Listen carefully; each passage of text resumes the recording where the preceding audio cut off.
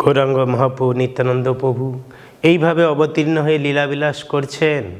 আর গৌরাঙ্গ মহাপ্রভু যেন তার আত্মপ্রকাশ করছেন না। এদিকে নিত্যানন্দ প্রভু তিনি বৃন্দাবনে গেলেন আর সর্বত্র কৃষ্ণকে খুঁজলেন, কিন্তু কৃষ্ণকে পেলেন না। হঠাৎ দৈববাণী হলো যে তুমি নদিয়াতে যাও এবং সংকীর্তন বিলাস করো, সেখানে তোমার অতি প্রিয় পরম পুরুষোত্তম ভগবান গৌরাঙ্গ মহাপ্রভু রূপে কৃষ্ণ অবতীর্ণ হয়েছেন। তুমি সেখানেই গেলে তোমার সব ইচ্ছা পূর্ণ হবে। তখন নিত্যানন্দ প্রভু গৌরমণ্ডলে যাত্রা করেন এবং নন্দনাচার্যের গৃহে অবস্থান করতে থাকেন।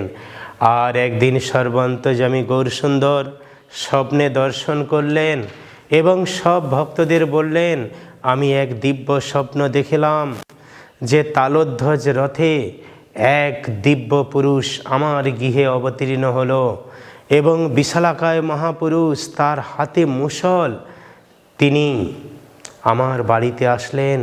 আমি তাকে জিজ্ঞাসা করলাম, আপনি কে?